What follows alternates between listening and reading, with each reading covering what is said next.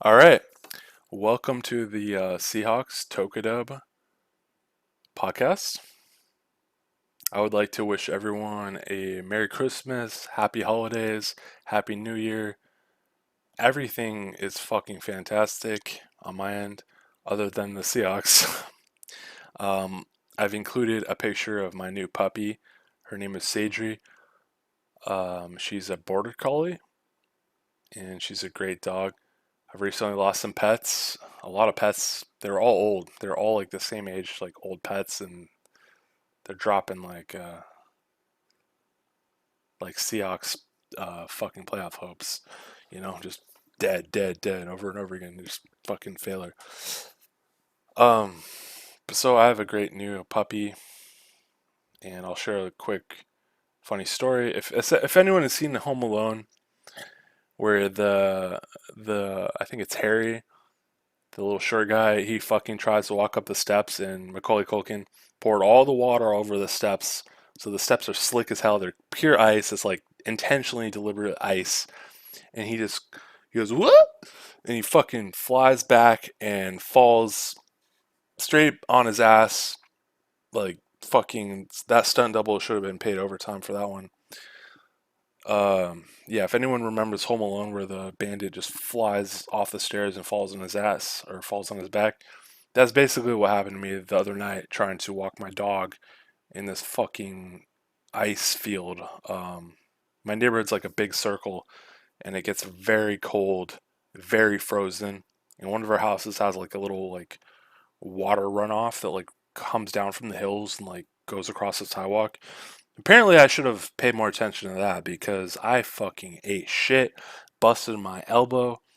I was running drunk, just fucking having a good time with my dog, and I was all of a sudden Home Alone, just fucking stunt double type of shit. I just flew, my legs went out from under me, and I flew in the air, bashed my elbow pretty bad.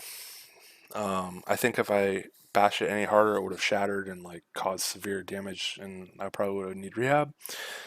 But yeah, so that's a quick story of where I'm at right now. Great dog, but don't try to run around in the ice, I guess.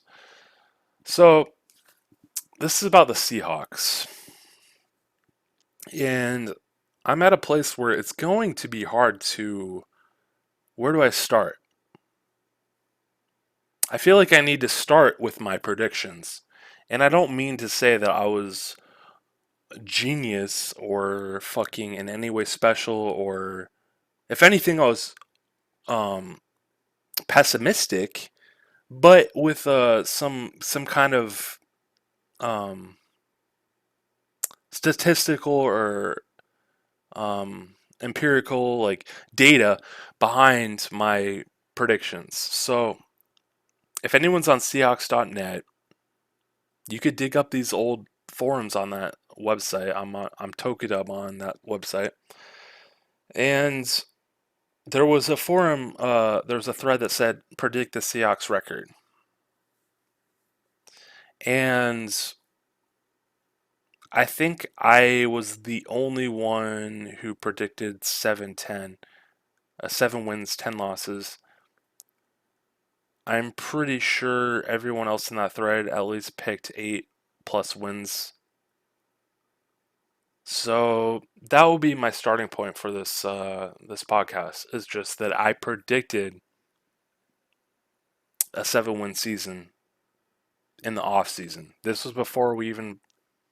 This was based on me seeing how our team looked in the preseason probably 1, 2, or 3 weeks into the preseason, I saw how our team looked, and I saw a team that had no depth, that was really bad.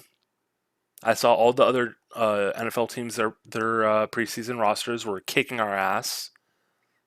I saw an offense that couldn't move the ball. I saw an offense that didn't really even exist. Like, we had no offense in the preseason. Uh, Probably 90% of those first 3 preseason games, it looked like we had no offense. It looked like we had guys that had no idea what they're doing. They had no coaching. They were just running around. And I saw that and I said, uh oh, This does not look like a Pete Carroll team. This does not look like a Seahawks team. This does not look like a Russell Wilson team.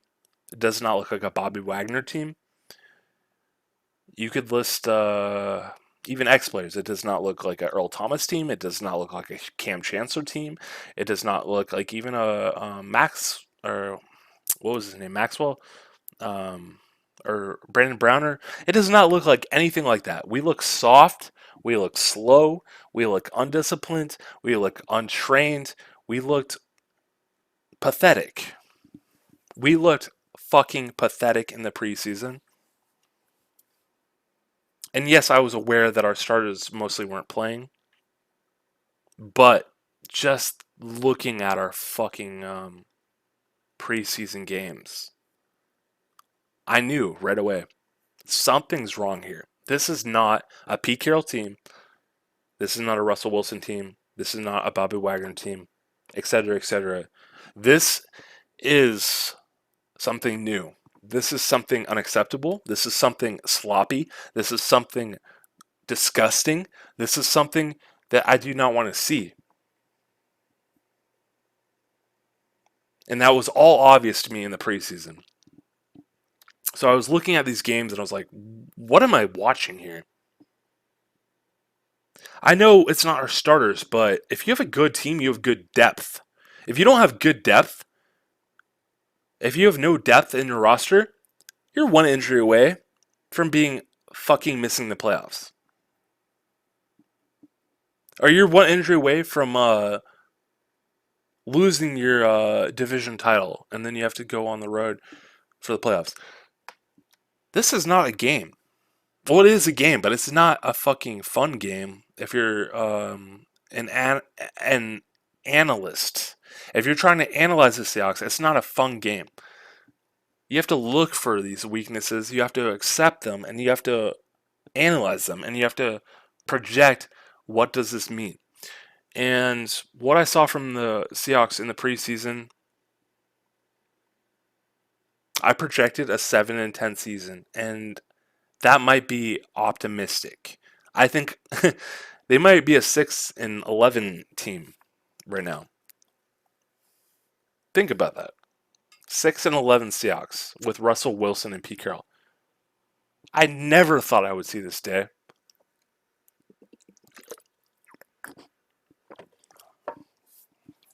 There was no reason to predict that. I did not think that we would be. I did not think that Russell Wilson would be the primary reason why we fucking failed this season. I don't think anybody could predict that. I thought that we would be bad based on lack of depth, bad coaching, and a lack of fire from some of our younger players because they don't really get an opportunity to shine. Let's be honest, Pete Carroll, he kind of keeps the young guys on the bench. We have a lot of like promising young players like Forsyth or Stone Forsyth, some running back that's on the practice squad. Like we signed goddamn Adrian Peterson to go play some shit. Like, yes, that's cool. We got a touchdown, but like, shouldn't we be like investing time in like? Sorry, excuse me. Shouldn't we be investing time in like our actual running back depth, like DJ Dallas and I don't even know who the other guy is, but I know we have a guy even behind him. So yeah, I guess that's my starting point. I predicted a 7-10 season. So now I'm going to look at a record and say what games I thought we would win or lose. I thought we would lose to the Colts. We won that one. I thought we would lose to the Titans. We lost. I thought we would lose to the Vikings. We lost. And I thought we would lose to the 49ers. We lost. Or we did win. We beat the 49ers and the Colts. And I thought we were going to lose versus the Colts, Titans, Vikings, and 49ers. Those teams are all pretty good. What's the Colts record actually now? They're 9-6. So our first 4 games were basically where I was coming from is that our first 4 games were we're going to be against very good teams. So our first game was against the Colts. They're 9-6 now. Our next game was against the Titans. They're 10-5 now. The next game was against the Vikings. I mean, they're only 7-8, but these are the guys I projected would steal our third playoff spot if we could get in a tiebreaker to make the playoffs. I think the Vikings would have taken it, and they're 7-8 right now. They'll probably end up 8-8 or 8-9 or 9-8. Probably 9-8. Was the last two games. No, they played the Packers. They'll probably end up 8-9. So I was one game too much on the Vikings. I thought they would finish 9-8. Looks like they're going to probably finish 8-9, assuming the Packers beat them. And then we have the 49ers. They're 8-7. The funny thing is that I thought the 49ers would be better than the Seahawks. I thought the 49ers would beat us at least 1 out of 2, if not 2 out of 2. But we beat them twice. I can't really make sense of it.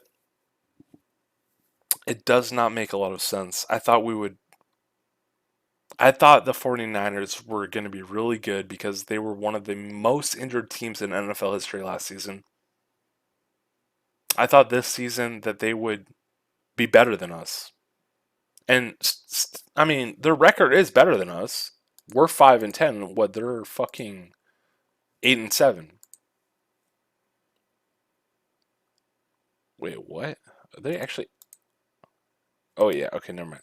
My math's bad. Yes. So we're 5-10. They're 8-7, but we have 2 wins against them. I did not predict that.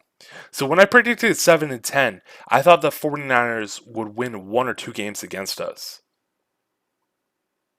In other words, if you exclude the 49ers from my prediction, we are worse than my prediction. Because I thought the 49ers would beat us. We beat them twice, and we're still going to be lower than my 7-10 prediction. All right? So the first 4 games, I think it's reasonable to assume we would lose all those games based on their current records. But we beat the Colts. We beat the 49ers. We started the season 2-2. Then we played the Rams. I predicted a loss. Steelers.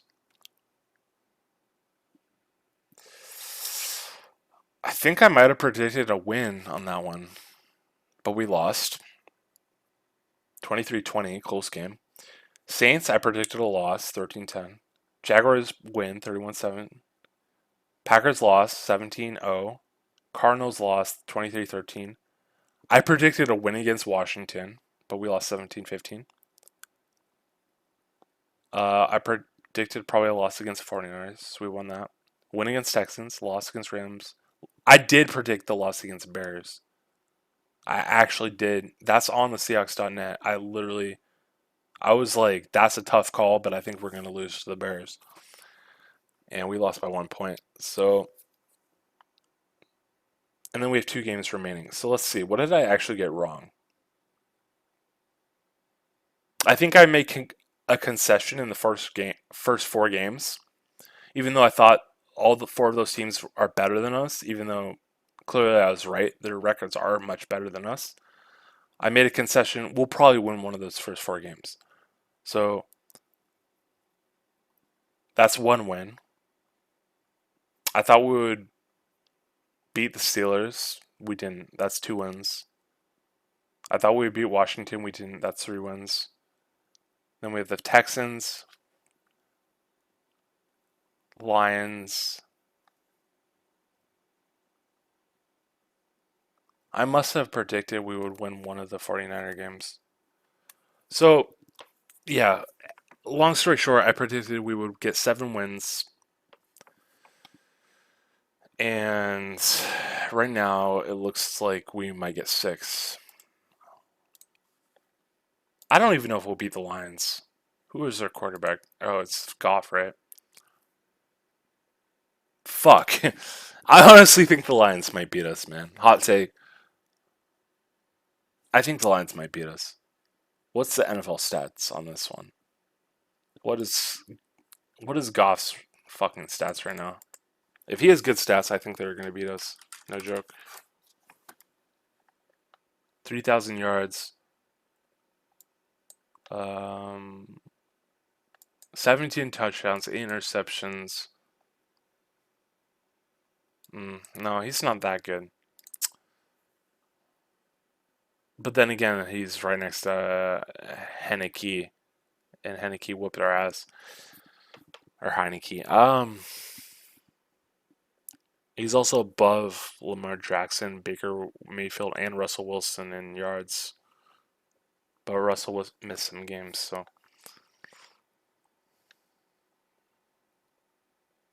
What's his yards per attempt?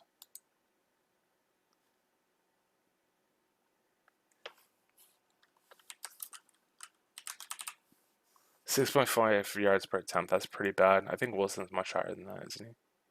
Yeah, Wilson's top 10. He's 7 in yards per attempt. Completion percentage.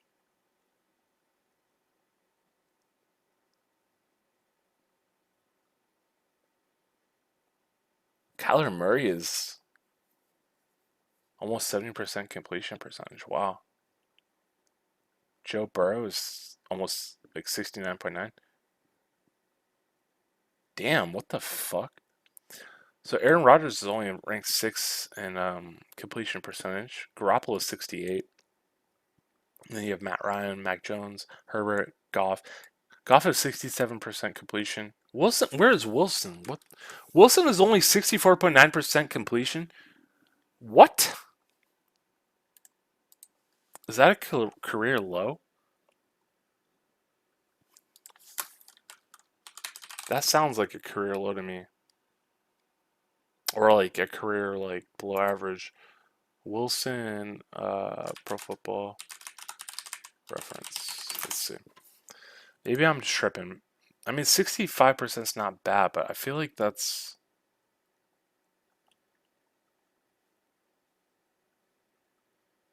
Wait. It says he's 65% on ESPN, but it says he's 59% on Pro. Wait. No, okay, that's just games. Sorry, I'm retarded.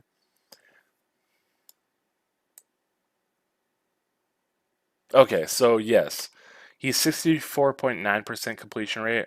Wilson is this season.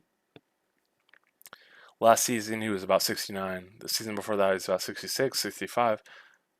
So how many seasons does he have that's worse than that? 64.9. 2, 3, 4, 5.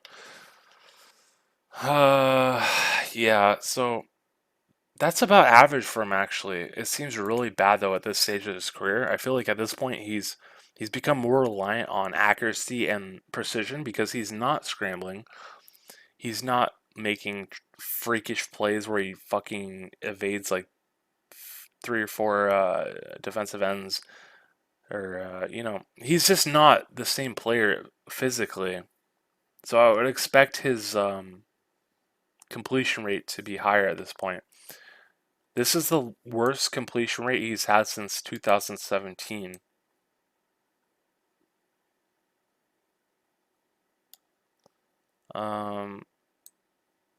Yeah, I don't know. It just something feels wrong about this.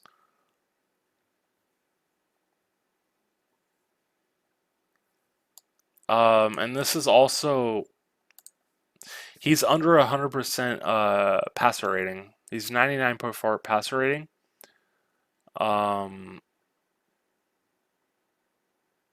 he had a higher fucking passer rating in his first 2 seasons.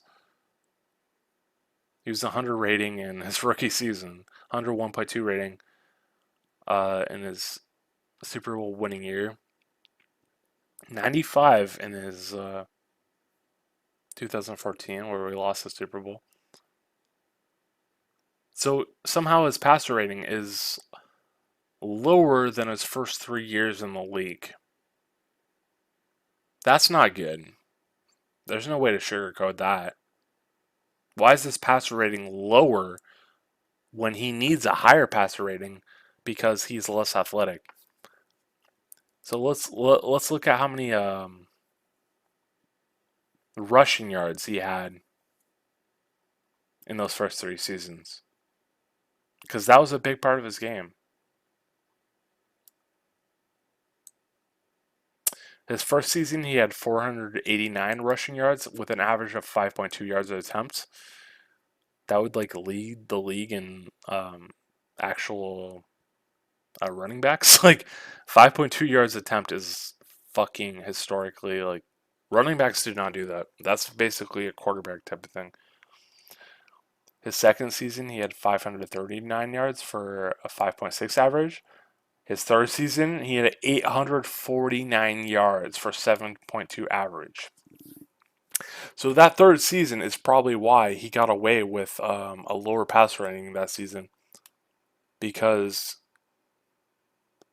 849 rushing yards as a QB with 7.2 yards average, that that can give you some leeway that you can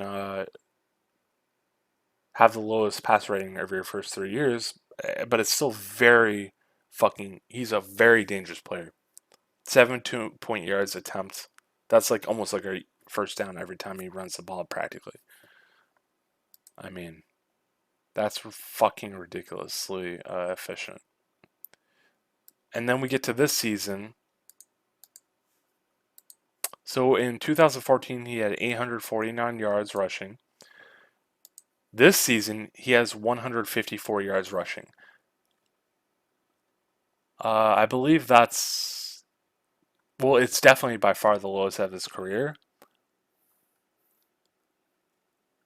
And his average is pretty bad too.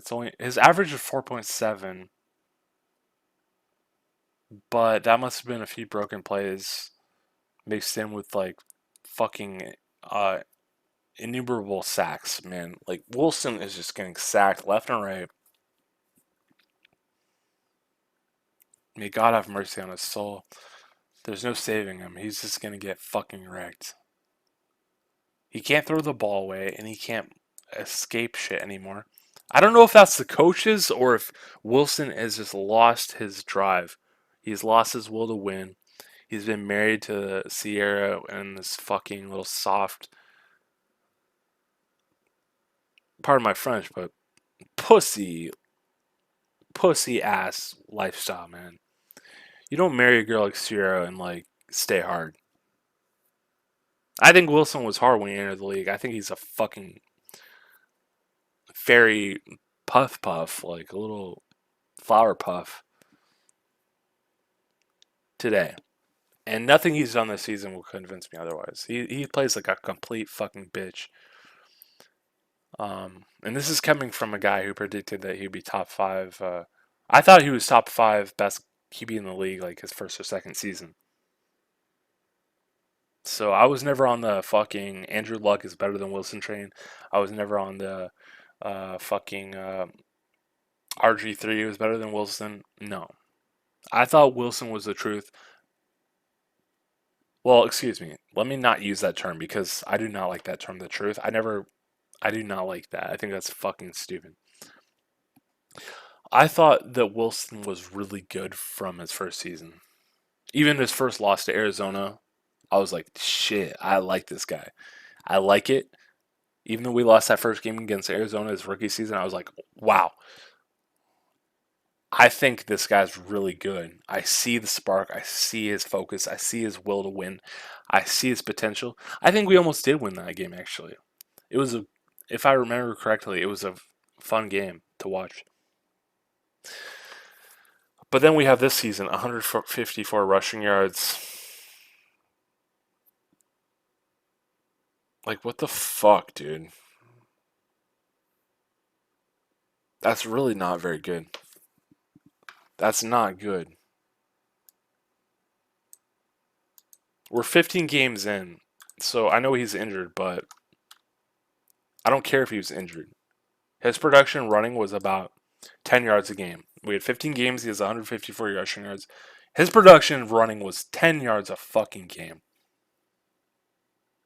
He should have 10 yards rushing a fucking quarter. What happened? What happened? Why can he not move? Is it the coaches? Did Carroll and fucking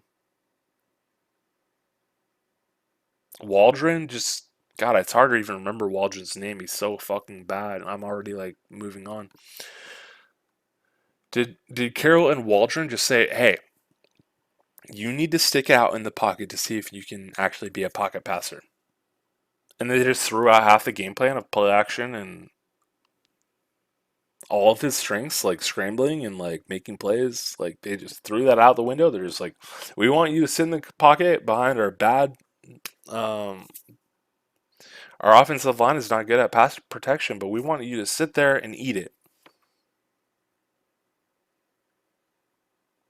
I know that sounds like a joke. It sounds like I'm trolling the Seahawks organization. It sounds like I'm saying Pete Carroll and Shane Waldron are fucking idiots, and they're coaching Wilson to sit in the pocket and eat sacks.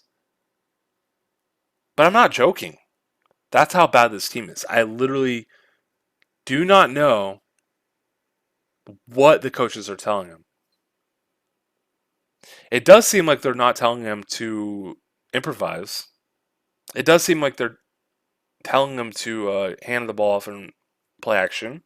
It does seem like they're telling him to sit in the pocket. And the only thing that Wilson's doing that I think the coaches aren't telling him is that he's not throwing the ball away when he's fucking taking 10 plus yard sacks on a a nightly basis. So I guess where I'm coming from is I predicted the Seahawks would be 7-10. Looks like we're more like 6-11. And I did not predict that Wilson would suck. So let's get on to the topic of his finger injury. It's called a mallet finger.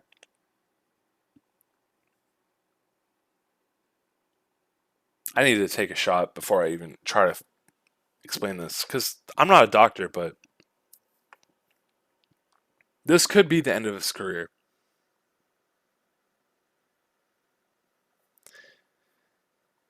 He's a guy who does not have the best read of the field. He's a guy who probably can't even see over the offensive line. He's a guy who relied on his athleticism, and that's clearly declining based on his 154 yards rushing this season, which is by far his lowest ever. In fact, um, yeah, basically, we've never been good since either he had Marshawn Lynch or he was running about 800 yards a season. Um, that's a fact. Our team has just been shit ever since Marshawn Lynch or Wilson was running around 500 plus yards a season. We've never been good since then. So if he's running 154 yards a season, it's no wonder we're 5-10. I mean, it's just common sense. The reason why he was so good is because he could run. He could extend plays. And I guess we'll get to that later, but I don't think he has the right roster to extend plays. I don't think he has the right receivers, the right blockers, the right dogs. He doesn't have a Marshawn Lynch like fucking running down the sideline. He doesn't have a Doug Baldwin fucking leaping like a superhuman, like a superhero. In many situations, like he doesn't even have Golden Tate just fucking like stiff arming some guy that might be a fucking. It should be probably called offensive pass interference, but stiff arming some guy and then just diving on the ground to catch some little thing. He doesn't have any of that. Wilson is basically throwing at some soft ass fuckers. He's throwing at a bunch of soft fucks. Lockett at least tries to get open, but he's soft, man. He cannot high point. He cannot out physical. His strength is getting open, wide open. And I feel like DK Metcalf is kind of similar. I mean, Metcalf's a little bit bigger, a little more physical, but both those guys, if there's a Wilson trademark rainbow throw where it's just flying through the air for like 5 seconds and it's going to drop in on them, they're going to hold their hands right in front of their chest like they're catching a, or like they're holding a baby. Lockett and Metcalf try to catch balls like they're holding a baby. They should be catching these balls like they're holding a fucking $1 million coin that got thrown in the air. Like get the fucking ball. Get up and fucking fight for the ball. Get the fucking ball. And I don't think we have any receivers who are good at that anymore. So I think Sidney Rice, Doug Baldwin, Golden Tate, even Jimmy Graham, all those guys had better hands and better high pointing ability than anyone we have right now. We have no good fucking high ball. We have no single fucking receiver that can actually like win a contested pass consistently. So, do we blame the Seahawks coaches and the GMs or whoever's in charge of drafting, or do we blame Wilson? As far as I remember, Wilson has always relied heavily on either a strong run game, a strong defense, and that statement. Wilson has always relied on a strong defense and a strong run game. But offensively, he has always relied on really physical offensive players. Guys that will just bust your balls, like Marshawn Lynch or what was the guy's name? Fucking.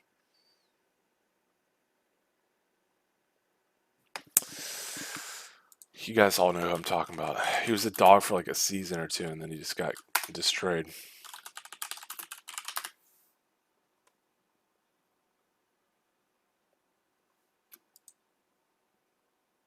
Thomas Rawls.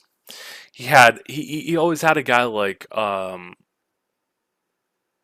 and we were pretty good when we had Thomas Rawls. I believe those seasons we actually like believed like our team might not suck. So Wilson's always thrived with guys like Marshawn Lynch, Thomas Rawls, or Chris Carson. Three really bruising, tough running backs that will fuck you up. If you want to stop them, you're going to take a beating too. And maybe that's why that Chris Carson and Thomas Rawls are injury prone. And maybe that's why Marshawn Lynch should be in the Hall of Fame. Because there's not many guys that can play like Marshawn Lynch and not get injured. That fucking guy took such a beating and he didn't give a shit, man. And then they made a big deal. Oh, he skipped practice or, oh, go fuck off, man. That guy gave. It's kind of like Iverson, man. Those guys took such a beating on the field or the court, man. Give them a fucking break about practice. Give them a fucking break about the media. Like, just get out of here with that shit. We need another fucking Marshawn Lynch. If we had another Marshawn Lynch, this probably never would have happened.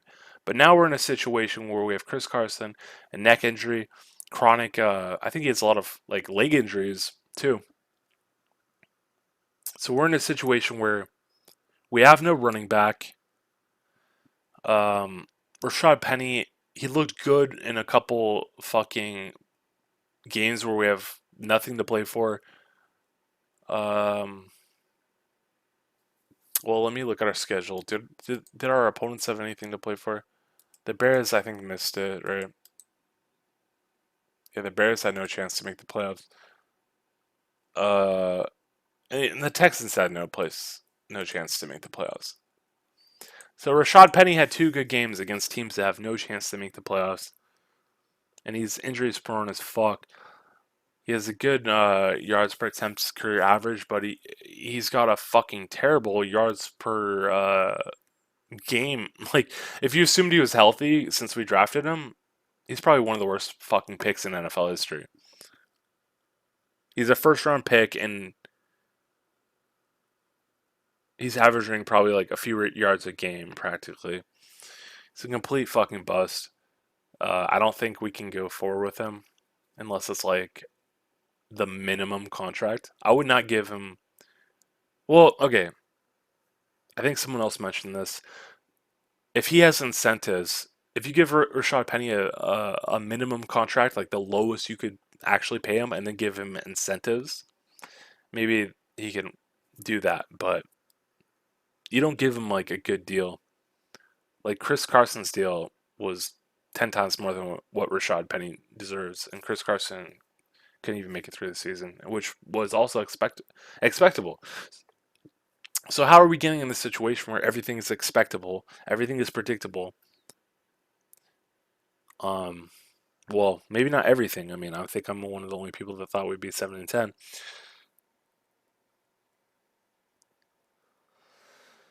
And Russell Wilson's injury, to be fair, was not predictable. He's just inaccurate. He's throwing bad balls from start to finish of the game. I've never seen Wilson look this bad. And I think that's really having a bad effect on Metcalf. I think Metcalf's immature. I had a post earlier where I said Metcalf needs to fight for the jump balls like Dennis Rodman. But I don't think that's ever going to happen, man. I think he's soft or spoiled. I think Metcalf thinks that if he wins his route and he's open, he doesn't need to fight for a jump ball. He might be the kind of guy that says, "Oh, well, I was open these 5 routes. Why do I have to do a jump ball for these other 5 routes?" And that's not CX football. That's not Pete Carroll football. That's not Russell Wilson football. That's not Bobby Wagner football. Speaking of Bobby Wagner, I feel bad for him. I think that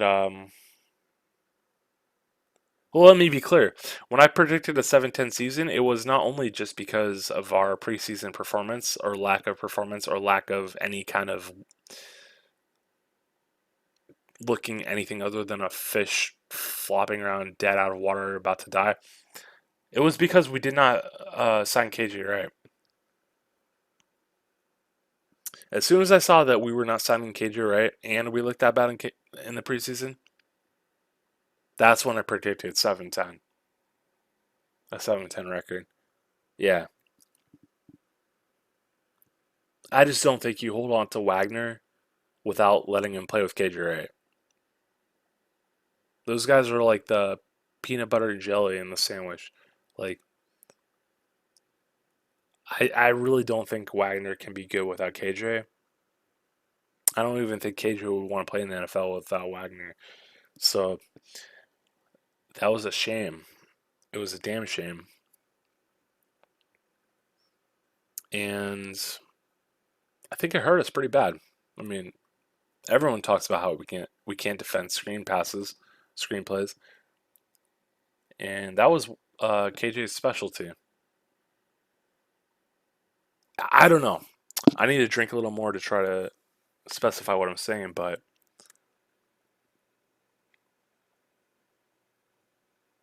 I had a real bad feeling after we let KJ Wright go and how shitty we looked in the preseason. I knew this was the end, man. It wasn't hard to tell.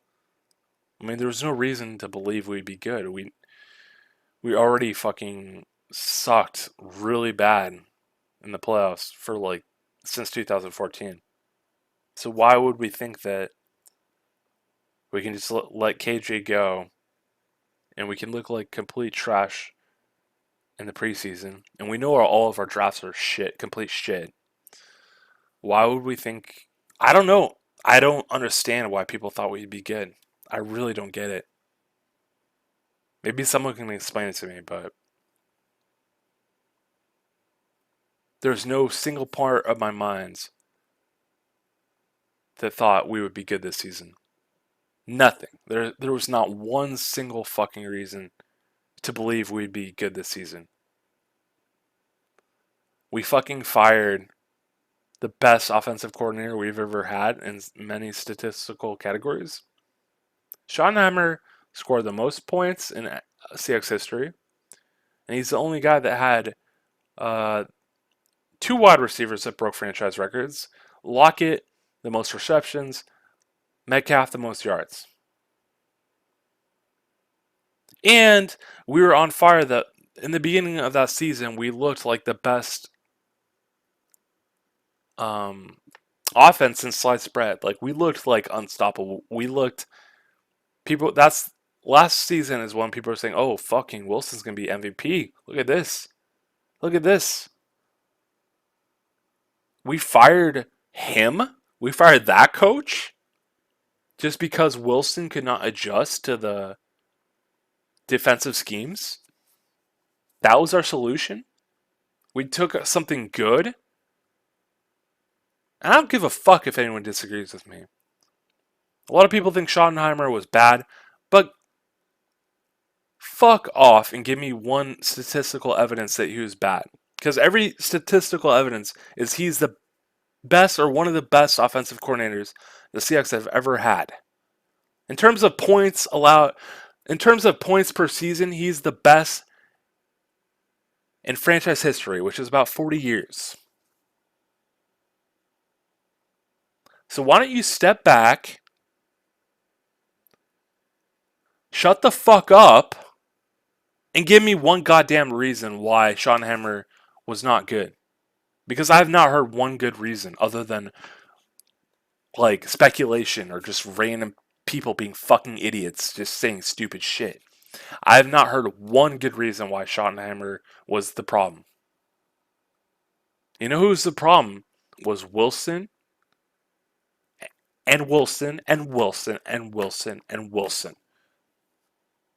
Even in the playoffs last season, we had wide open guys. Like they had like 10-yard separation. Wide open. And Wilson did not see them. He did not throw the ball. So it was just obvious. It was clear as day. Wilson was declining.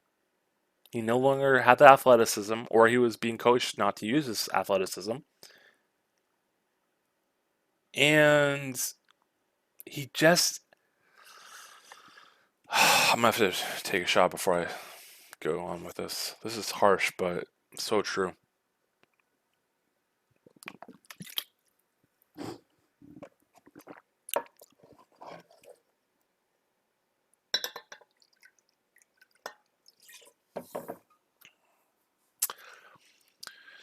Wilson has not had the killer instinct ever since he got with Sierra. I know that's stupid, like, oh god, like, how could you possibly bring his family into this? But seriously, think about it. From what I saw of Wilson's play before he got with Sierra, he was tough as nails. He would give his life on the line. He was resourceful. Even when, okay, let me give Wilson some credit for the first time this speech, other than saying I believe he was a top 5 quarterback from year 1 and 2. Wilson was resourceful. He always had terrible, terrible, terrible offensive lines. Absolutely fucking horrendous offensive lines. But him and Marshawn Lynch, like, were such fighters. They were so strong mentally. They were so strong physically. And I don't know if they liked each other, but they had respect for each other. And they knew that if they both played well, they were unstoppable. Up until the 2014 Super Bowl, which blah, blah, blah. You know. But from 2012 to 2014, Wilson and Marshawn Lynch, with the defense and like the rest of their team, of course, they knew they could win Super Bowls. They knew they were that good, and they played like it. Wilson has fucking, I couldn't even count it on 2 hands how many incredible plays he's had. Where he's scrambling, the play's broken, he's evading tackles, he's extending the play, and then next thing you know, he's throwing a touchdown 40 yards down the field. That doesn't happen anymore. It doesn't happen. This season, he can't scramble. He can't extend the plays. He's done it a few times this season. Let's be fair. He's done it a few times this season. But now it's more of like, wow, that was a great play. Instead of saying, that's Wilson. That's just what he does. It used to be just what he does. Now it's like, wow, he did that like a few times this whole season. That's a big difference between expecting what he can do and saying, wow, he did it like once or twice. But the bigger problem is that he's so inaccurate. His throws are just fucking shit. Like, honestly, I might be able to throw a football better than Wilson at this point. Not as far.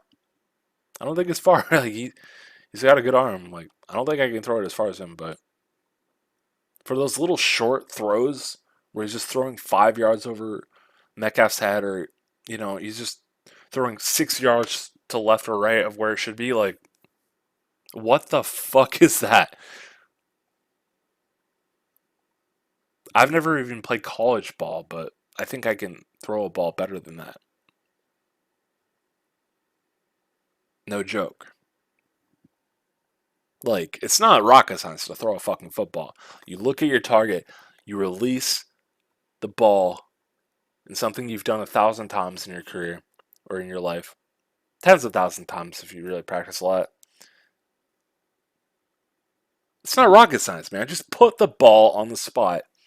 But for some reason, Wilson this season, well, it's not for some reason. He has a fucking finger injury. He has mallet finger. And that basically means that, think about a cat being declawed, right? Everyone always talks about how declawing a cat is so inhumane because you're not just cutting off their fingernail, you're cutting off like their first knuckle. You're basically debilitating them. And I've known cats that have had this procedure that are still great cats, so I'm not saying like it will 100% ruin their life, but I will say that it will 100% ruin a quarterback's career. Think about having your finger, your first knuckle, basically cut off. From my understanding, that's basically what mallet finger is. You snap that entire bone and the tendon of the first knuckle. So now Wilson has like a little floppy, like irresponsive, like. Well, it'll be interesting if someone could be like, hey, Wilson, show us how your finger can move. Show us how you grip the ball right now. Show us if you can like do different positions of your mallet finger. Because there's a good chance that his finger is just a floppy noodle right now. And it will never recover. Like, that tendon and the bone got completely snapped off. He might not even have. Well, I don't know. I'm not a doctor. But he might not even have a nerve feeling.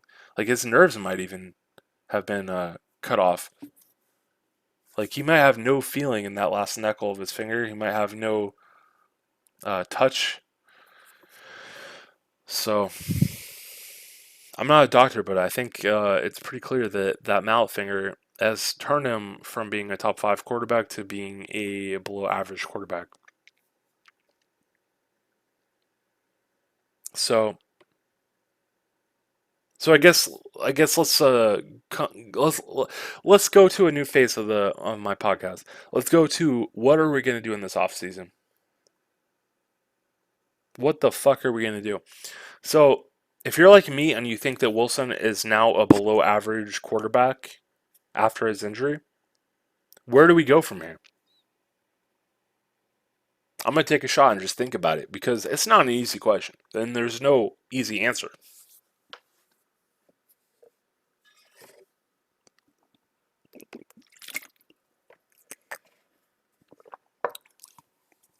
I'm still thinking. It's not like I came in with this podcast with a script or agenda. Like I'm trying to figure this out, just like everyone else. Everyone's trying to figure this out. So where do we go from here? Okay, so if we start at the point of view that Wilson's a below average quarterback after his injury, and I'm not being a hater, I literally thought Wilson was one of the best in the league since he got here. I never thought he was worse than like sixth or seventh best QB in the league since he joined the team. Never. But this season is different. This season, fuck, Geno Smith's probably better than him this season. He's probably not even top 30 this season. And it wasn't all just after his injury. He wasn't spectacular before the injury. If he was spectacular before the injury, let's look at our schedule. So we got injured versus the Rams. If he had won versus the Titans and Vikings,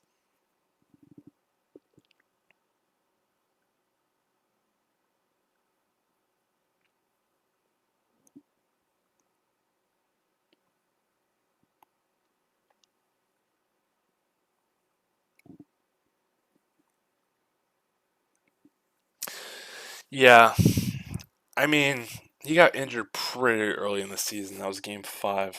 So it's kind of hard to hate on him too much or project too much. But god damn, that Titans game was close. It was really close. 33-30. The Vikings game was unacceptable. I predicted we would lose to the Vikings, but that was kind of the nail in the coffin.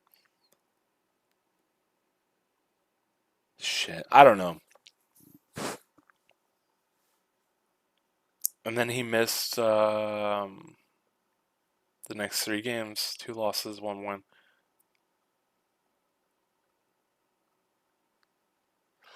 So I guess you could make an argument if Wilson had played against the Steelers and the Saints, maybe he wins those 2 games because we lost by 3 points in both those games.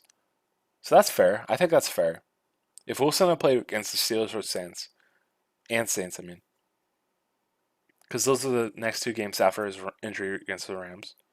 So let's say everything happened how it did. We're 2-3 after the Rams game. But if Wilson didn't get injured, maybe we're 3-3 after Steelers, 4-3 after Saints, 5-3 after Jaguars, 5-4 after Packers, 5-5 after Cardinals, 5-6 after Washington, 6-6 49ers, 7-6 Texans, 7-7 Rams, 7-8 Bears. I mean, even if he didn't get injured, we're still looking at like an 8 or 9 win. Like, yeah, even if you spot him 2 games, would be 7-8 right now. If you give him those 2 games after his injury against the Steelers and Saints, we'd still be 7-8. I mean, and I don't think it mattered if he was healthy or not. The Packers are going to whoop our ass. So, yeah, it seems like if Wilson didn't get injured, we're instead of having maybe a 6-11 season, we'd have maybe a 7-10 season, or you know, I don't think his injury could explain why we suck this bad. It just doesn't. Mathematically. Maybe you could make the argument we beat the Washington if he wasn't injured. So then instead of being 5-10, we'd be, assuming we beat the Steelers and Saints and Washington, we'd be 8-7. Wait, wait, is that right? Yeah, so maybe best case scenario, we could have gone 9-8 if Wilson didn't get injured. This is assuming we beat the Steelers, the Saints, and Washington, and then the Lions. That would be 9-8. But we'd still be losing the tiebreakers against the Vikings, the Saints. Maybe we would sneak in. That's interesting. You can make a devil's advocate case for that. If Wilson didn't get injured in the Rams game, and we beat the Steelers and Saints in the next two games, and then we beat the Washington because he's not injured. I know Wilson played in Washington game, but if he wasn't injured, maybe we win the Washington game, and then maybe we win the Steelers Saints. You can make a case we were 9-8, or 9-7 before the Cardinals game, and then the Cardinals. What's the schedule? I don't know if they need to win that game even at this point. Let's see.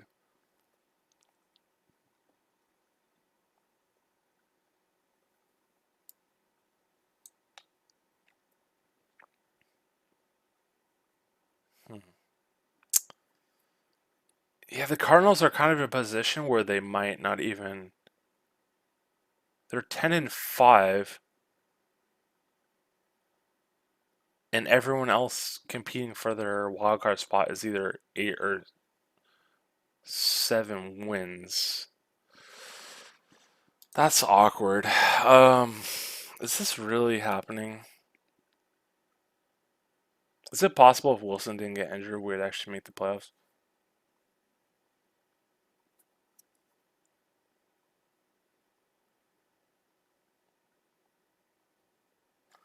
So, wait, hold on. So if Wilson didn't get injured, we win the Colts, we win the 49ers. Theoretically, we win versus Steelers and Saints. So we're 4-4. 5 versus Jaguars. 6 versus Washington. 7 versus 49ers. 8 versus Texans. Can we make an argument Wilson could win versus the Bears if he wasn't injured? Fuck, man. The more I look at this,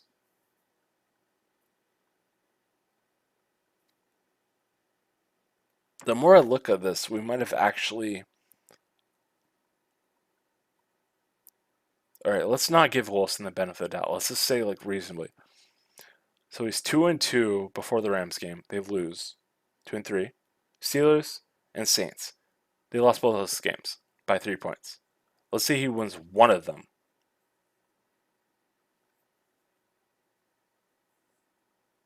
If he wins one of them, he's 3-4. Beats Jaguars 4-4. Loses to Packers 4-5.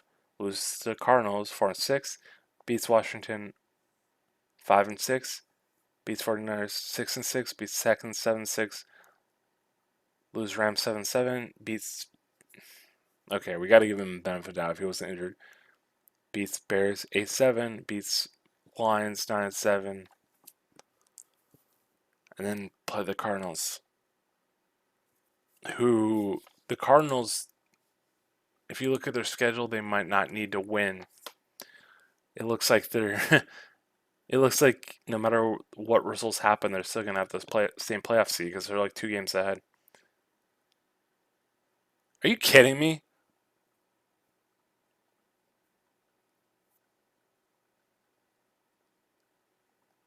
Shit.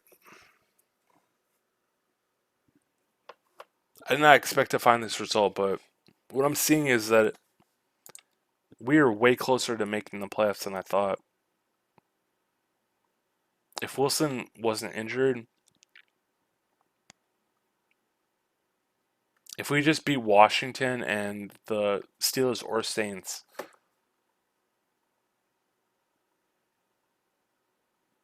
we would probably make the playoffs.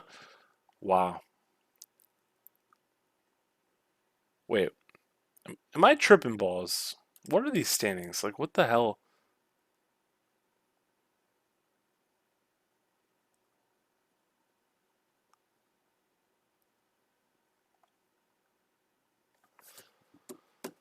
So the NFC East, the NFC North, and the NFC South have a combined one team with a winning record that's in the playoff hunt. The Eagles are 8-7.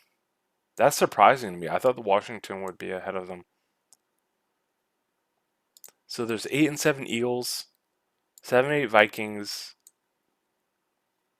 7-8 Falcons, with 2 games to go. And I think the Falcons and New Orleans play each other, don't they? Yeah, they do.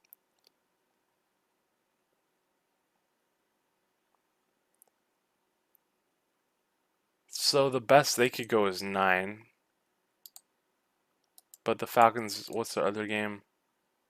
The Bills. They'll probably lose that. And I think the Orleans will also have like the Packers or something. Oh, Panthers. Yeah. So this is why I thought the Saints would take our playoff spot. The Saints will probably go at least 8 or 9 wins, and they have the playoff. They have the tiebreaker against us. Fucking hell, though. Okay, so the Cardinals are making it for sure, and then after that, the next best is Philadelphia with 8 wins. Oh my god, dude. And San Francisco with 8 wins, and we beat San Francisco twice. This is just pathetic, man. All right, well, that's interesting.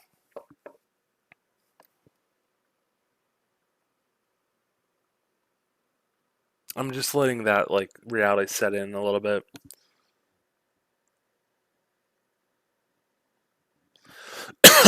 Yeah, that's pathetic. It's fucking pathetic. We're 5-10. What the fuck? Okay, so we're 5-10 with a negative 1 point differential. Carolina has the same 5-10 record, but they're negative 68 point differential. Chicago Bears are also 5-10, but they're a negative 108 point differential. So if you compare us with the Panthers and the Bears, their average point differential for the season is around 90, negative 90, and we're negative 1. Explain that to me. Why are we so fucking bad?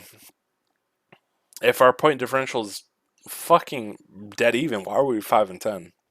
We're negative 1 point differential. That's not bad. I mean, that's a little worse than average, like 1 point.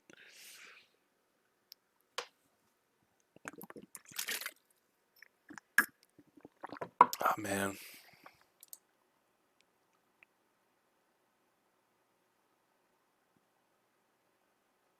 Washington is um 6 wins and they're a negative 110.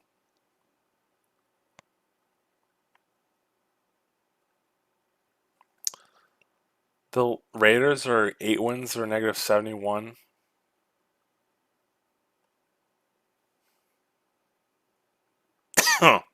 Seals are 7 wins, negative 70.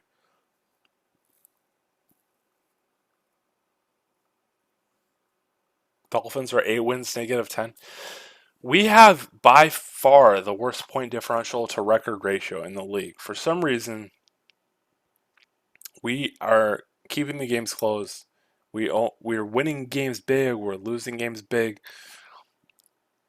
We have only 5 wins, but our differential is negative 1 points out of 15 games. What the fuck? I don't know if I'm just a math nerd, but like that blows my mind. How are you 5-10 with a negative 1 point differential?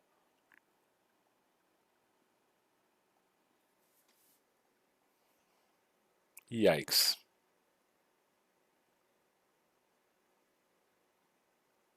All right. Well, I need to regain my thoughts. I mean, I'm probably about to wrap this up, man. Like, so I guess where we need to go is where do we go from here in the off season, right? Wilson is now a below average quarterback. That's pretty obvious. I mean, it's not really a projection. That's pretty obvious. So where do we go from here? Yeah, I gotta drink some more. Man, this is such a hard question.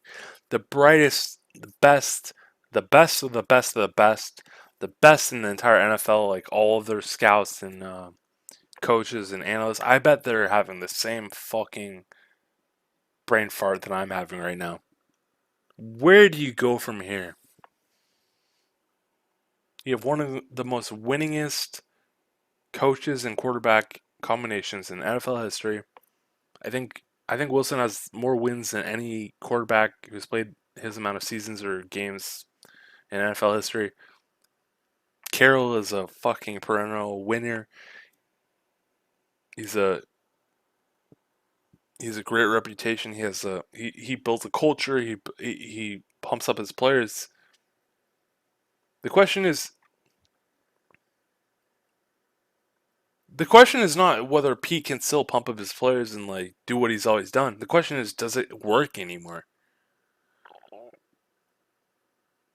Or is his coaching style was his coaching style so successful that now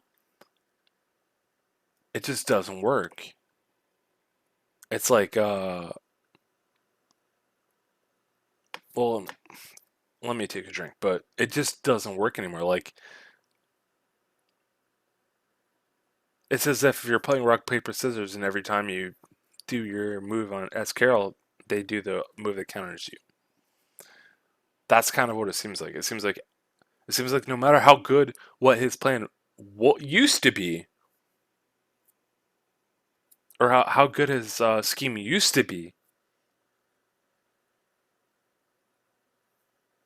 or how he sticks with Ken Norton no matter what, because it used to be good. It seems like nowadays it's not good anymore. And we need to do something different.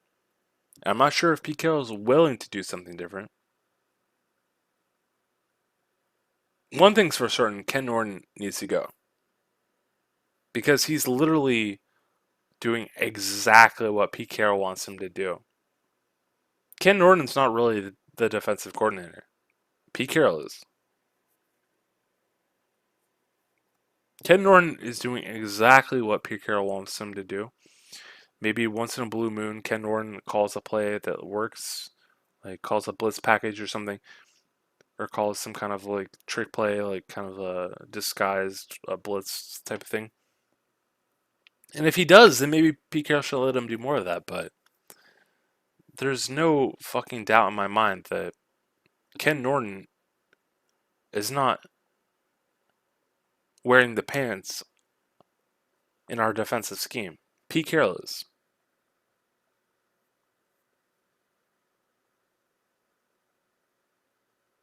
I'm gonna have to take a drink.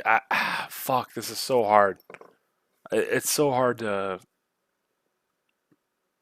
give good advice about this, but I'm gonna try my best in a minute.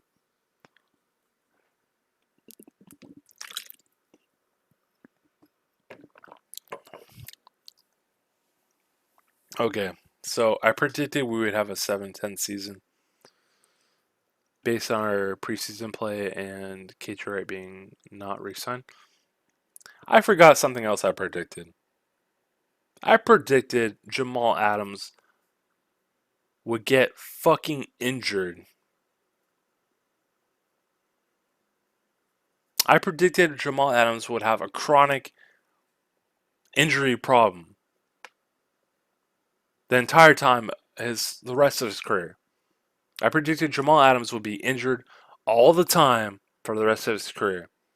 If you don't believe me, look up Tokadub in the CX.net forum archive. It's in there. I mean, it might be buried pretty deep because I predicted this like last season. I predicted this probably before his injury last season. Jamal Adams went out with a shoulder injury last season where he could barely raise his hands and balls were just bouncing off his face, bouncing off his chest in the playoffs. Um, I'm pretty sure I predicted that he would be injured before his injury last season.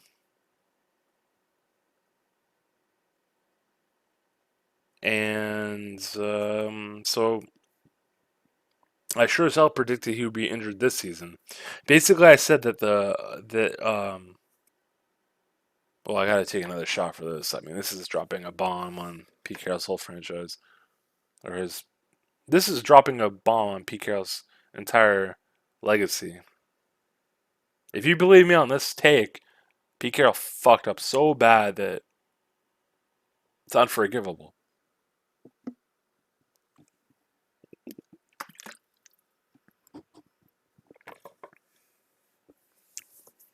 So what I said about 1 or 2 years ago is that Jamal Adams is the biggest F up or mistake in the Russell Wilson Pete Carroll era.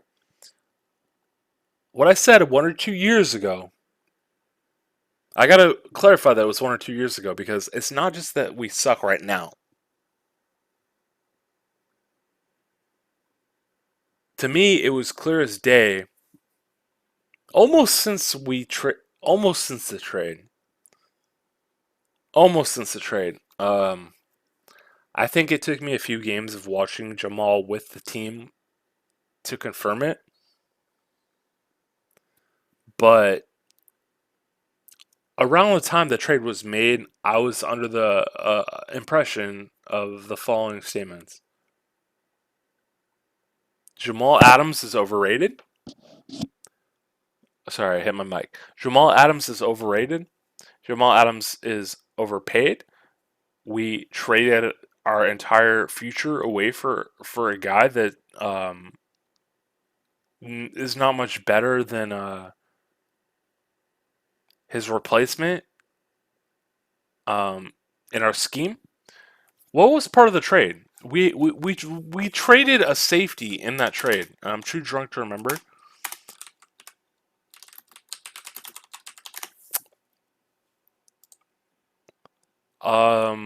It was a pretty good player though.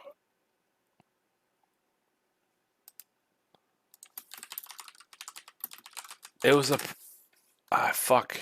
I know this guy's name. I'm just a little drunk. I can't remember his fucking name right now.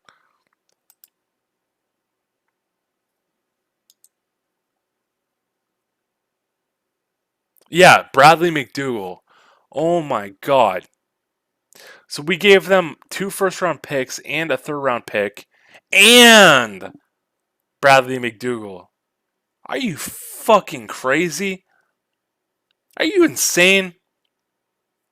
What the fuck, Pete?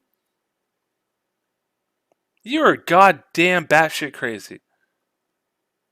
Bradley McDougall was a serviceable player, man. He was borderline starter on good teams. He could start for the Seahawks, that's for damn sure. What the fuck were they thinking? They thought they'd get another Earl Thomas? Lightning in a jar? Oh, this guy's Earl Thomas. No, he's not. He's nothing like Earl Thomas. They're actually very different players. Jamal Adams cannot defend passes.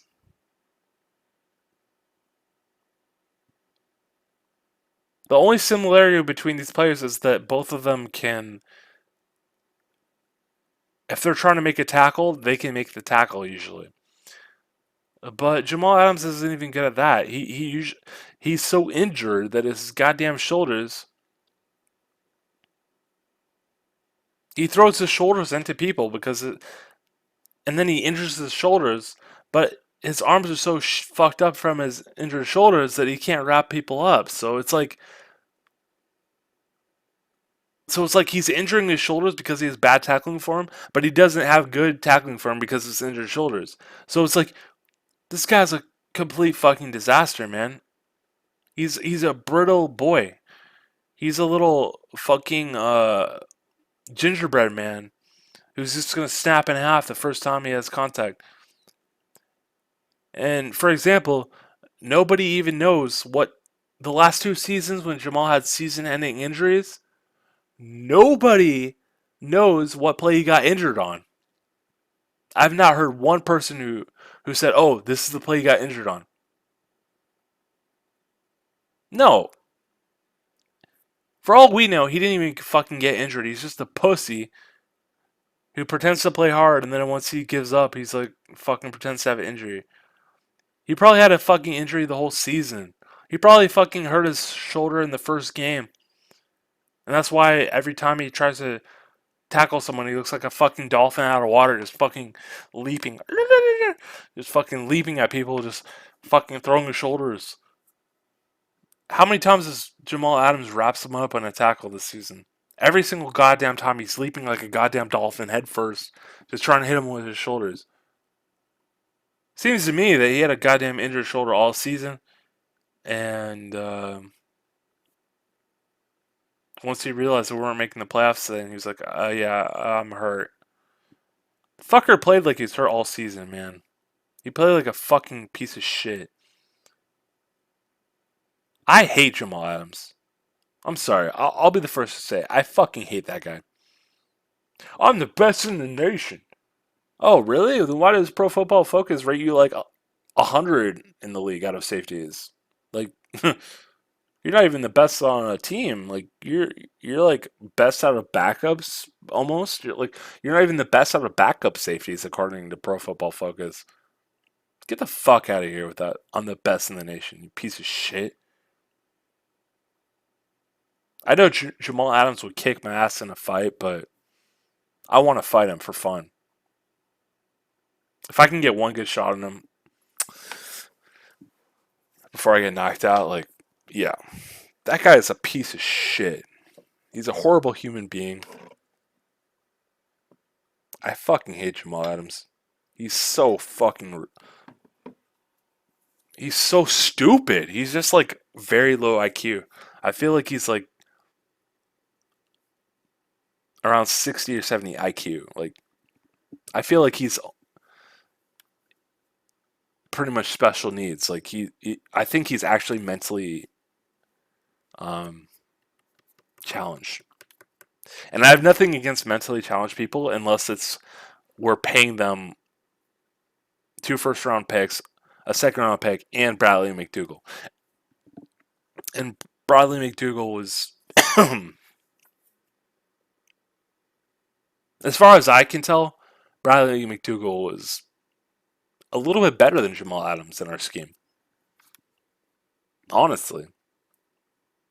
I remember more good McDougall plays than Jamal Adams plays. He had a few plays where he's like running around the whole line and like hitting someone from behind, or some nice blitzes. Like Jamal had some nice plays, but he wasn't a fit. If he was a fit, then we would. If Jamal Adams was good, we wouldn't have been giving up the most yards in NFL history since he's been here. Right? If he's a fucking if Jamal Adams is worth 2 first-round picks, a third-round pick, and Bradley McDougall, then why did last season we were on pace for the most yards allowed in NFL history? And why does this season we're like 30th in yards allowed? And it's basically the same story, man. You cannot convince me that a player worth, like, imagine getting Aaron Donald. What we gave up for Jamal Adams is like Aaron Donald type of shit. 2 first-round picks, a third-round pick, and someone at his position that's like good. This is the type of shit I would expect to get a player like Aaron Donald. 2 first-round picks, a third-round pick, and someone at his position that's actually really fucking good. But instead we get Jamal Adams. Oh my god. He's he's so bad. My point is, imagine making that trade and you get Aaron Donald. Is there any fucking alternate universe, parallel universe where you would say, oh, if you made a trade for Aaron Donald for 2 first round picks, a third rounder, and a good DE, would your defense give up the most yards in NFL history? No, because Aaron Donald is a good defensive player. Doesn't matter what scheme he is in it. It doesn't matter what schemes he's in. His team is not going to allow historic amounts of yards per game. That's just not possible with a player of Aaron Donald's potential, or who he is. But with Jamal Adams, we traded the goddamn entire Russell Wilson, Pete Carroll era. We threw that whole fucking plan of them maybe winning another Super Bowl, maybe being historically one of the best QB coaches in, or not QB coaches, coaches and QBs in history. They gambled that all away for this guy that so far we've had him, 2 seasons, and every season we're giving up damn near historical worst amount of yards allowed per game. And he's our goddamn strong safety.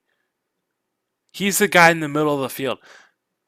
He's the guy who, if he was worth those picks, we would not be one of the worst teams in NFL history in yards allowed. That's just impossible. Even last season, when he had 9 sacks, we were still on pace to be one of the worst teams in NFL history in yards allowed. That is impossible if he was worth 2 first round picks. End of story.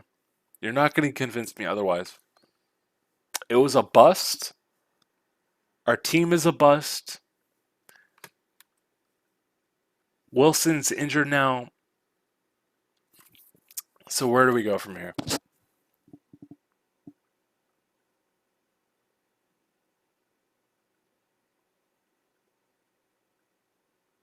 Where do we go from here, honestly?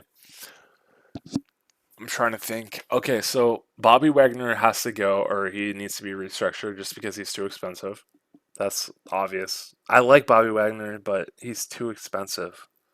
We can't be paying him $20 million or whatever the hell. Lockett, we cannot trade him. And we're goddamn lucky he hasn't been injured again. He's a fucking tiny dude. Just like Eskridge. I think Eskridge is going to be like fucking Paul Richardson, except less productive. He's too small. He's too small, man. Eskridge is a completely fucking bullshit pick.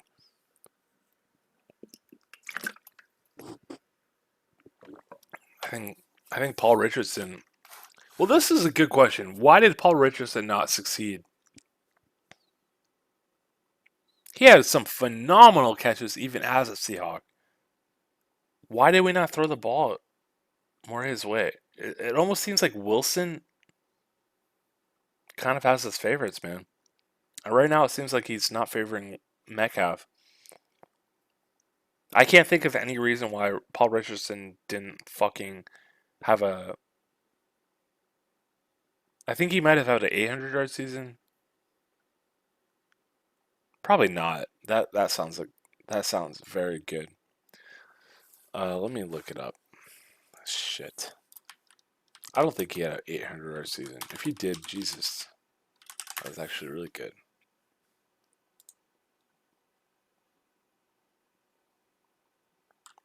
He had a 703-yard season with the Seahawks. That's pretty good. I don't know why.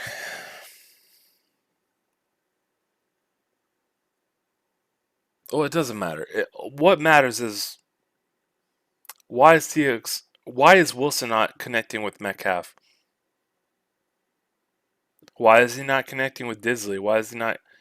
I mean, he's really just Wilson seems totally out of sync, and I hate to go back to it, but I think that his relation with Sierra turned him into a pussy bitch. I really think so, man. You can't marry a fucking woman who's worth tens of millions of dollars and not get affected by that.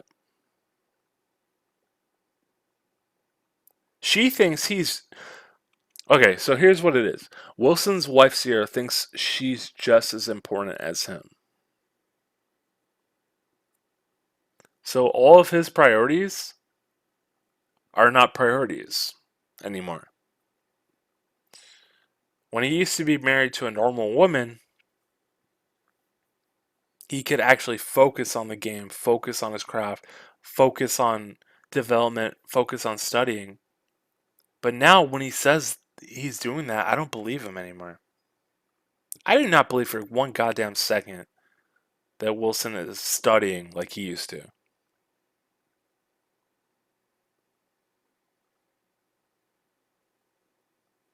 I think Wilson's gotten too comfy and cozy. And I think his marriage to Sierra has turned him into a bitch. A straight up bitch. Russell Wilson is a bitch. I think his wife wears the pants in the house. I think Wilson's like, hey Sierra, me and Metcalf are going to go run some routes tonight. I'm going to be an hour late. And she's going to be like, no, we have some Instagram photo shoot in some kind of mansion with some other celebrity. Oh, you can't do that. I really think that's what it's like in the Wilson household. And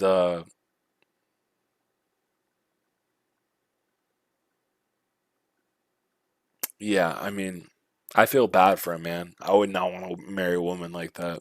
I don't care how rich she is. If she's gonna be like fucking trying to order me around with all these Instagram things and stuff, eh, she better watch out, man. I'd probably kill her at some point. I mean, I'm joking, but like, not really, you know. Like, I wouldn't kill her. I'd divorce her. I cannot live like that. I cannot live with some fucking Instagram hungry whore that's just like, let's go around and take photographs of our vacation with the professional photographers following us our entire vacation. Are you kidding me? Get the fuck out of here. Get the fuck out of here with that shit. Plus, she's such a whore. I mean, how many celebrities did she fuck before she got with Wilson? You know what I mean? Like, who wants a girl like that, man? Yikes.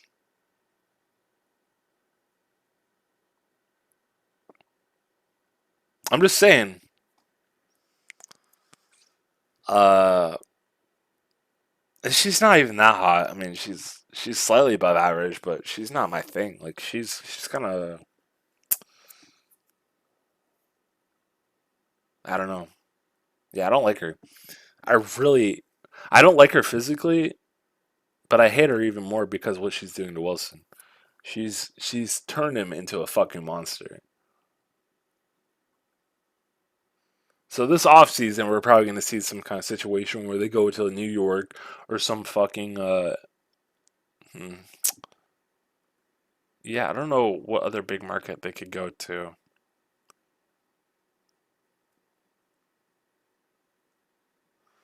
But it's just weird seeing Wilson turn into this like Instagram like bitch. He's turned into a complete fucking bitch. Like he's turned into a complete fucking pussy bitch. And I used to be his biggest fan. No joke. His first season, I was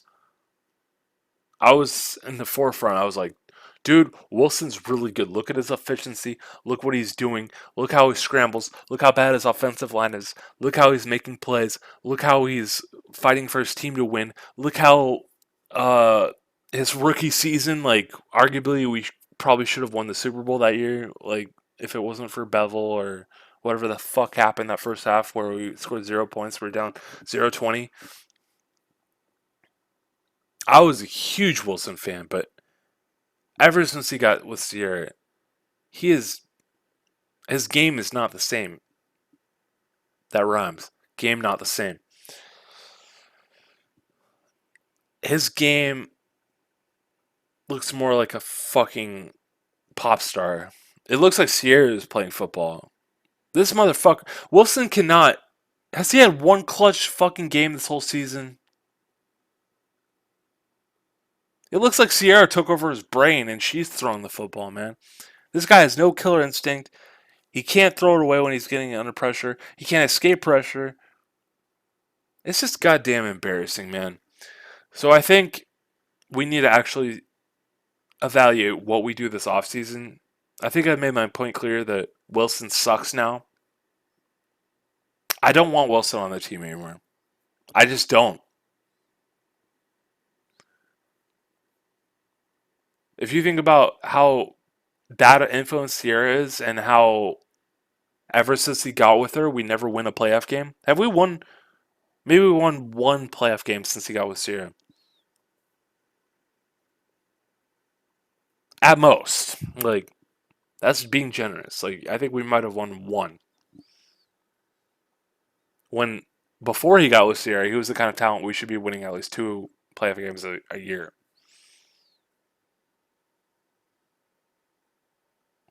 So, yeah, you can call me a hater. I do hate Sierra. I really, really hate her. I don't like her music. I don't like her fucking influence on Wilson. I don't even like her sexually, man. Like she,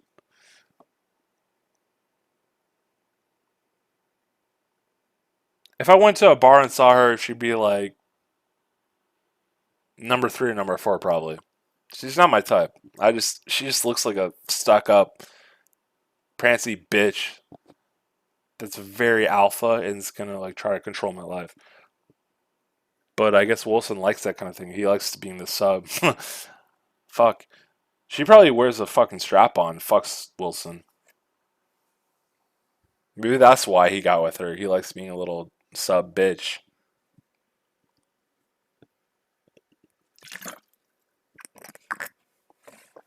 Maybe that's why. Who knows? Everyone's into their own thing, but that would explain why Wilson went from being a top 5 quarterback to being below average.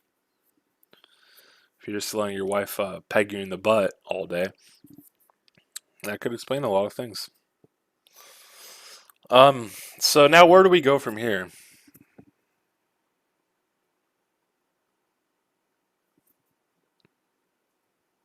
Wilson's got to go, 100%. What I'm thinking is we should just let Geno Smith be our quarterback next season.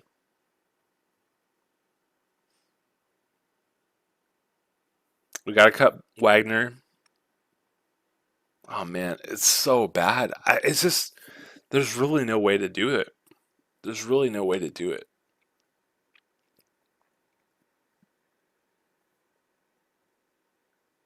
We just have no draft picks and we have no tradable commodities. We have nothing. We have no draft picks and we have nothing to trade for draft picks.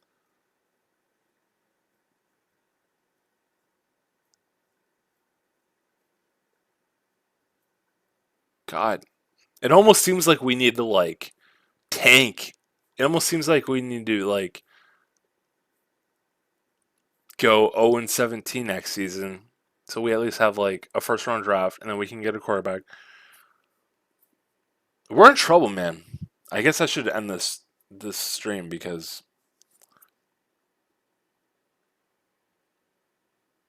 Wilson's got to go. Not just because he's pussy whipped, but because his mallet finger. His mallet finger suggests that he will never be an elite quarterback again. And I have no reason to believe that he will be an elite quarterback again. So Wilson's got to go. The next question is, does Pete Carroll have to go? And I think he does. Based on what they did this season, they didn't re-sign KJ Wright. They had $13 million of cap space just sitting around doing nothing. They went all in on Jamal Adams, but they didn't spend $13 million of cap space. Seems like Pete Carroll has no idea what the fuck he's doing. Seems like Pete Carroll fucked up with Jamal Adams, and now he's going to let Wilson go. And he saved $13 million to let Wilson go to absorb the $27 million of Wilson dead money. And then we're going to have $14 million of dead money. And then Carroll is going to continue to not innovate and just do the same thing when everyone already figured him out. Well, okay, this would be my advice in the offseason. Number one, get rid of Wilson. Try to get as much as you can for him. You're probably only going to get one first round pick and one second round pick and one third round pick. That's my prediction for Wilson. You're going to get one first round pick, one second round pick, and one third round pick. So, or maybe you can get one first round pick this season and one first round pick for next season and a second or third round pick, or some combination. Maybe you can get 4 picks mixed in.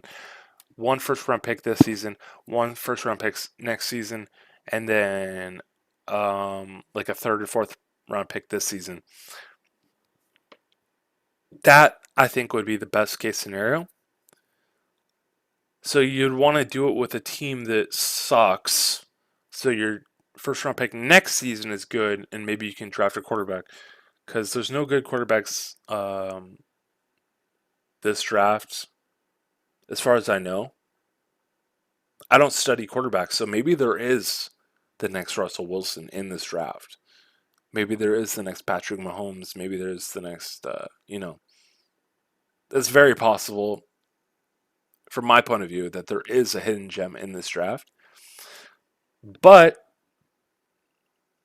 I think if we're trading Wilson, we're going to want to probably use the quarterback pick for next. So yeah, we probably need a first round pick next season.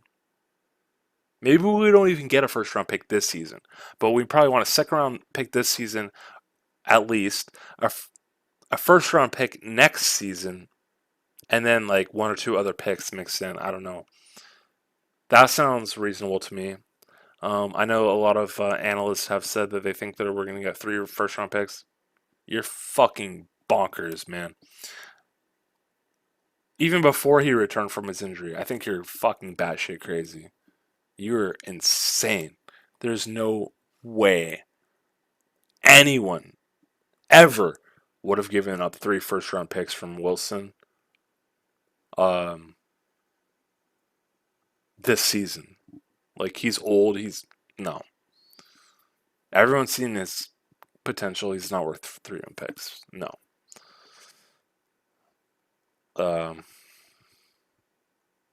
I'd be happy with 2 first round picks if one of them was next season. Yeah,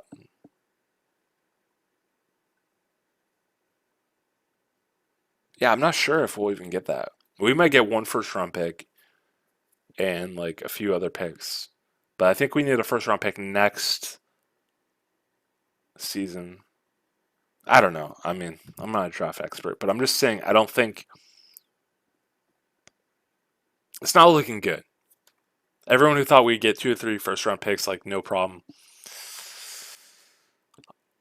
I think if we get 2 first round picks, it's going to be very like, we might have to give up some stuff.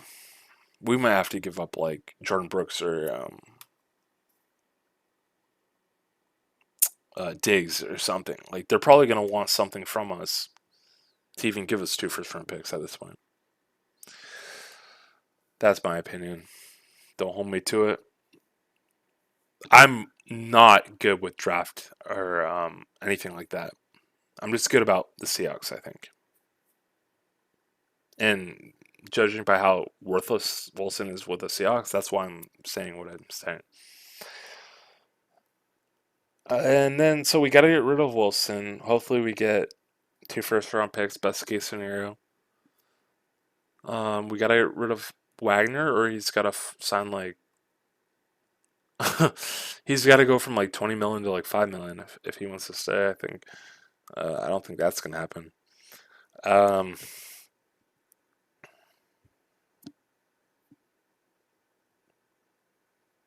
so I guess the big question, the elephant in the room, is: do we keep Carroll? I'm gonna take a shot and think about that.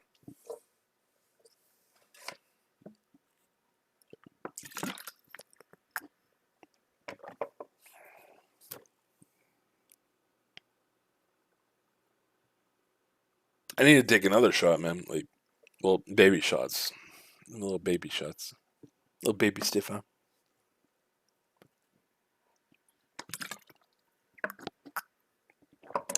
Um,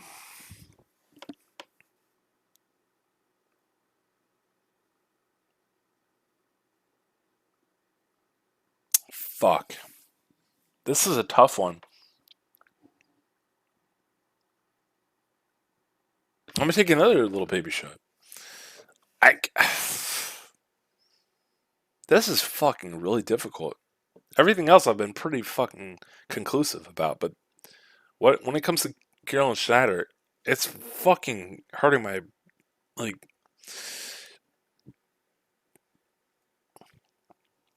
My gut instinct is to say fuck them, get them out of here. But my brain is saying, wait a minute, are you sure about that? Are you sure you really want to have some random people in here that have no accolades or no achievements? Are you sure you want to have some guys in here that maybe will give you 15 years of mediocrity when you have guys that went to the Super Bowl? Are you sure? Like, are you really sure? How sure are you? Is a Super Bowl win in the first time in franchise history not enough for you? Is the most winningest quarterback coach combination in NFL history not good enough for you? Is Wilson being a Hall of Famer not good enough for you? Uh, well, I think he will probably be a Hall of Famer, but if he keeps playing like this, maybe not. He might barely miss it. If he keeps playing like this, he might barely miss it. I hate to break it, but I don't think he's a lock. Like if he sucks the rest of his career, he's he's gonna miss the Hall of Fame, in my opinion. Um, yeah. So what do so where do you go? Where do we go from here? They gathered one of the best defenses in NFL history.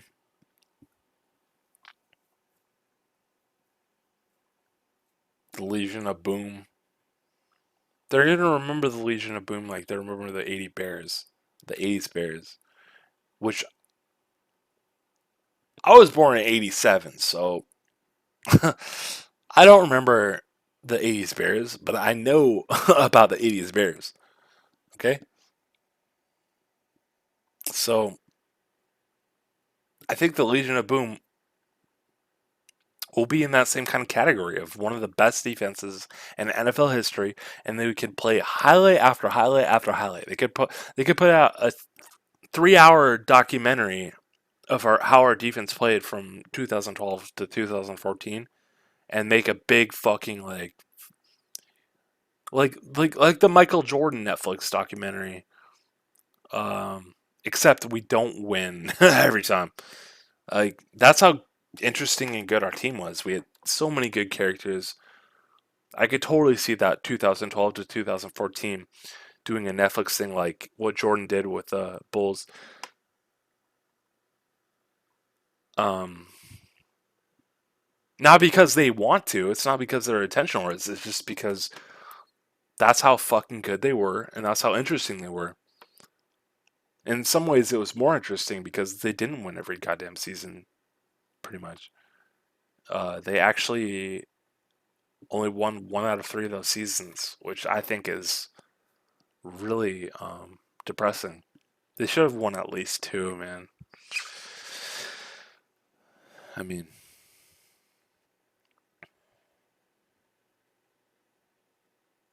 maybe that's why Wilson's never been the same. Because he was in the moment to win a Super Bowl on one play and he fucked up. Maybe it's as simple as that. Maybe Wilson just said, "Hey, I'm not invincible. I fucked up. I lost the Super Bowl because I threw an interception." And then maybe that's why he got married to Sierra. He's like, let me start pursuing things that will make me richer after my NFL career instead of trying to be great. Kind of seems like that. Kind of seems like that. Um,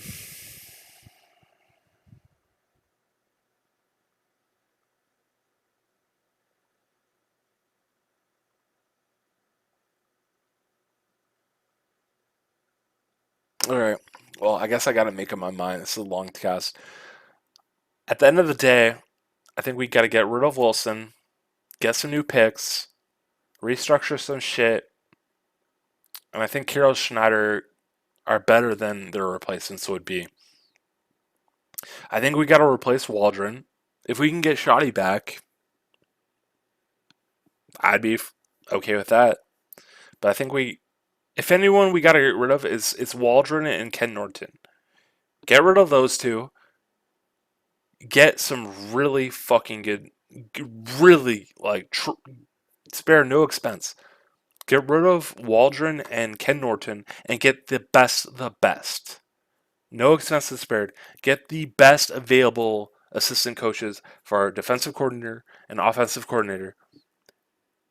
And then you go with Geno Smith next season for a rebuilding year. And then in 2023, you get a new quarterback in the draft because you traded Wilson for a first round pick to a shitty team this offseason. So you get a new quarterback.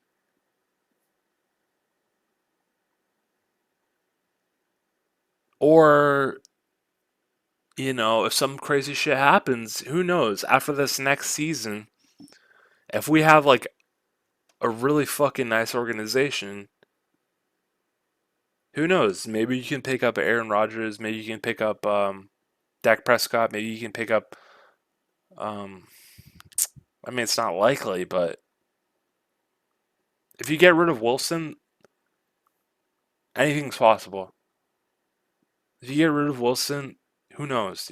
You're either going to probably draft someone good because you gave up 2 first round picks, or you're going to probably be able to trade for someone and then spend those 2 first round picks for fucking defensive studs. I think they have to stick with Metcalf.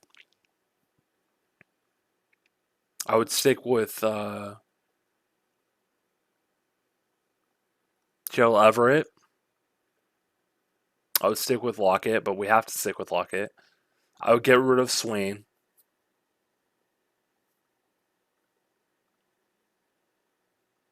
I would get rid of DJ Dallas and Trevor Homer because they're just wasting a roster spot, man. Like they're like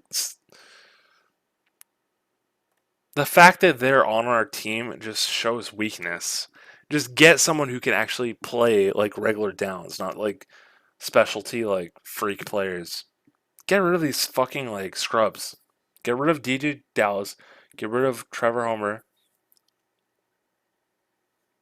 Get some players that can actually contribute more than just a fucking like 2-minute drills or special teams. Those guys are a fucking waste of a roster spot, if you ask me. I'd rather have someone who's actually has potential.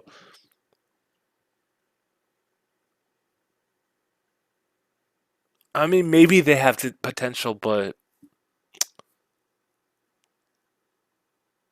we haven't seen it yet. So yeah, at the end of the day, get rid of Wilson, get hopefully 2 first round picks and 2 other picks Keep Carroll and Schneider because I don't think we want to go down the road of trying to find the replacements because we'll probably just end up in mediocrity like every single other Seahawks team in the last like fucking 50 years. We actually have a combo that actually has proven that it can be successful, and I do not believe some random fucks can replace them. I'm sorry, I just don't believe it. Yes, maybe some random few fucks could replace them, but if you put a gun to my head and say, how do we fix this team? I'd say get rid of Wilson, get rid of Wagner, get rid of Ken Norton and Shane Waldron, and you build it from the ground up. You build your offensive line, you build the defensive line, and you play smart, man. No more of this fucking bullshit. I have a gut feeling this guy's going to be good, or I have a gut feeling like, no, just get the best players at the position, and hopefully some of them are offensive and defensive line. That's what I think we need to do to win. Um, Thank you for watching, guys. I don't think I'm sure I have a million more things to say, but everything important that I wanted to get across, I think I've already done. So thank you for watching. Good night.